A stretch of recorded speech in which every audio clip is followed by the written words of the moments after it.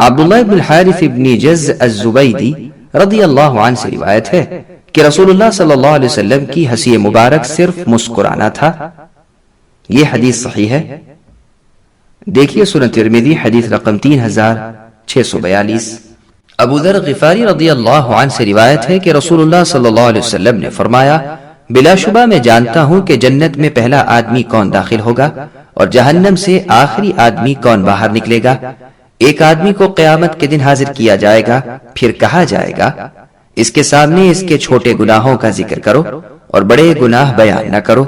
پس اسے کہا جائے گا تو نے فلاں دن وہ کام کیا تھا، وہ اقرار کرے گا، انکار نہیں کرے گا اور وہ اپنے گناہوں کے بارے میں ڈرا ہوا ہوگا۔ پھر کہا جائے گا اسے اس کے کیے ہوئے ہر گناہ کے بدلے میں ایک نیکی دے دو۔ پھر وہ شخص کہے گا میں نے ایسے گناہ بھی کیے ہیں جنہیں یہاں بیان نہیں کیا گیا ہے۔ ابو ذر رضی اللہ عنہ نے فرمایا پھر میں نے دیکھا کہ رسول اللہ صلی اللہ علیہ وسلم اتنا ہنسے کہ آپ کے دندان مبارک نظر آنے لگے۔ یہ حدیث صحیح ہے۔ دیکھیے صحیح مسلم حدیث رقم 190 اور سنن ترمذی حدیث رقم 2596۔ سامعین اب اس حدیث سے ثابت ہونے والے چند مسائل سماعت کریں۔ پہلا مسئلہ، رسول اللہ صلی اللہ علیہ وسلم اللہ تعالیٰ کی وسیع رحمت اور ایک گنہگار مسلمان موحد کی جہنم سے خلاصی پر اس قدر خوش ہوئے کہ اس خوشی کی وجہ سے آپ خوب ہنسے۔ دوسرا مسئلہ، کبیرہ گناہ کرنے والوں کی دو قسمیں ہیں۔ پہلی قسم وہ لوگ جو اپنے گناہوں کی وجہ سے جہنم میں داخل کیے جائیں گے اور بعد میں انہیں جہنم سے نکال کر جنت میں داخل کیا جائے گا، یعنی کبیرہ گناہوں کے مرتکب صحیح العقیدہ مسلمان جہنم میں ہمیشہ نہیں رہیں گے۔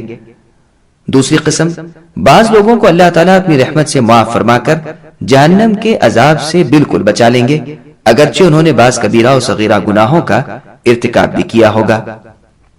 تیسرا مسئلہ، رسول اللہ صلی اللہ علیہ وسلم عام طور پر تبسم فرماتے یعنی مسکراتے اور بعض اوقات ہنستے بھی تھے۔ چوتھا مسئلہ، سچ بولنا ہمیشہ مفید ہے۔ پانچواں مسئلہ، جہنم سے نکلنے والے آخری آدمی کے لیے سنیے حدیث رقم 231۔ جریر ابن عبداللہ البجلی رضی اللہ عنہ سے روایت ہے کہ میں جب سے مسلمان ہوا ہوں رسول اللہ صلی اللہ علیہ وسلم نے مجھے اپنی مجلس سے کبھی نہیں روکا اور جب بھی آپ مجھے دیکھتے تو تبسم فرماتے تھے یعنی مسکرا دیتے۔ یہ حدیث صحیح ہے۔ دیکھیے سنن ترمذی حدیث رقم 3821 اور صحیح بخاری حدیث رقم 3035۔ سامعین اب اس حدیث سے ثابت ہونے والے چند مسائل سماعت کریں۔ پہلا مسئلہ، جس طرح قرآن مجید کی ایک آیت کو سمجھنے کے لیے دوسری آیات، احادیث، اجماع اور متفقہ تفاسیر سلف صالحین کو مد نظر رکھنا ضروری ہے، اسی طرح حدیث کو سمجھنے کے لیے دوسری احادیث، اجماع اور متفقہ فہم محدثین کو مد نظر رکھنا ضروری ہے۔ اس حدیث اور سابقہ حدیث دونوں کو مد نظر رکھتے ہوئے عرض ہے کہ نبی کریم صلی اللہ علیہ وسلم جب سیدنا جریر رضی اللہ عنہ کو دیکھتے تو عام طور پر تبسم فرماتے یعنی مسکراتے اور بعض اوقات تبسم نما ہنسی فرماتے یعنی انہیں خندہ پیشانی سے ملتے تھے۔ دوسرا مسئلہ، سیدنا جریر ابن عبداللہ البجلی رضی اللہ عنہ بڑی فضیلتوں والے صحابی ہیں۔ عبداللہ ابن مسعود رضی اللہ عنہ سے روایت ہے کہ رسول اللہ صلی اللہ علیہ وسلم نے فرمایا، بلا شبہ میں اس شخص کو جانتا ہوں جو سب سے آخر میں جہنم سے نکلے گا، وہ گھسیٹتے ہوئے باہر آئے گا، پھر اسے کہا جائے گا جا اور جنت میں داخل ہو جا۔ وہ داخل ہونے کے لیے جائے گا تو دیکھے گا کہ لوگوں نے جنت میں اپنے اپنے مقامات لے رکھے ہیں، پھر وہ واپس آ کر عرض کرے گا اے میرے رب، جنت کے مقامات تو لوگوں نے لے رکھے ہیں۔ اسے کہا جائے گا کیا تجھے اپنا سابقہ زمانہ یاد ہے؟ تو وہ کہے گا ہاں۔ پھر کہا جائے گا جو چاہو خواہش کرو، تو وہ خواہش کرے گا۔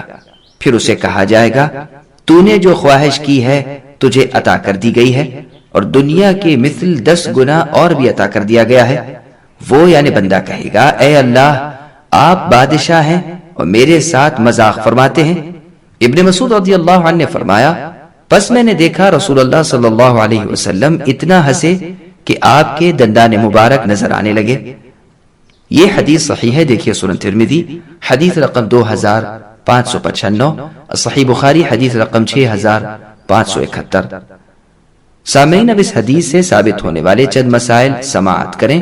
پہلا مسئلہ، اللہ تعالیٰ نے اپنے حبیب سیدنا محمد صلی اللہ علیہ وسلم کو غیب کی بعض باتیں بذریعہ وحی بتا دی، اور اطلاع غیب کے بعد رسول اللہ ان باتوں کو یقینی طور پر جانتے تھے۔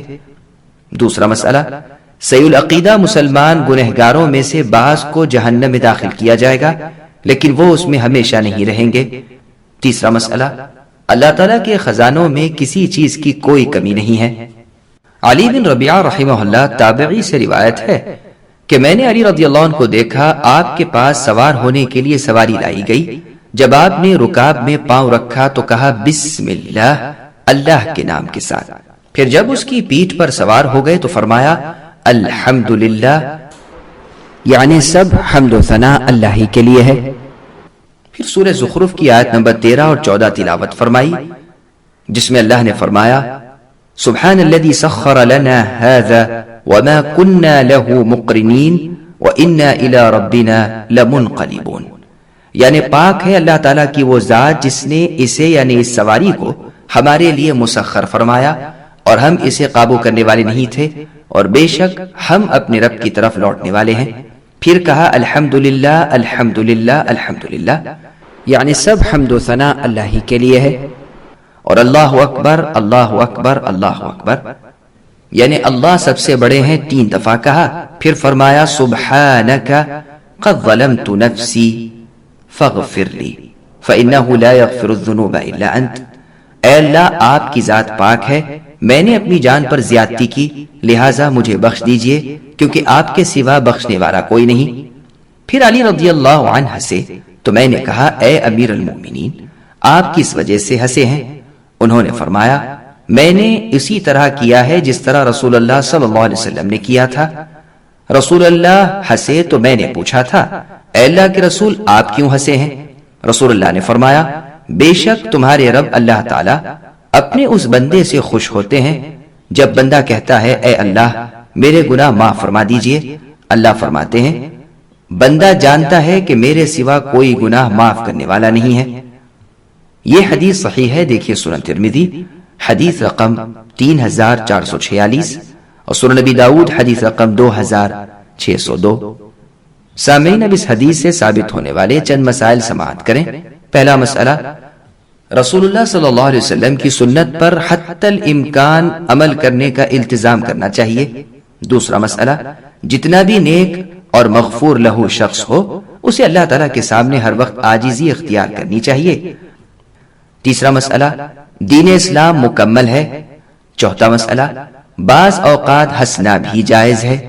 پانچواں مسئلہ، صحابہ کرام رضی اللہ عنہم قرآن کی طرح حدیث کو بھی حجت سمجھتے تھے۔ چھٹا مسئلہ، رسول اللہ صلی اللہ علیہ وسلم کی اطاعت میں دونوں جہانوں کی کامیابی ہے۔ ساتواں مسئلہ، سیدنا علی بن ابی طالب رضی اللہ عنہ امیر المؤمنین تھے اور خلفائے راشدین میں سے تھے۔ سبسکرائب کیجئے ہمارے چینل اور دبائیے بیل کا آئیکن تاکہ آپ کو ریگولر نوٹیفیکیشن اپڈیٹس مل سکے۔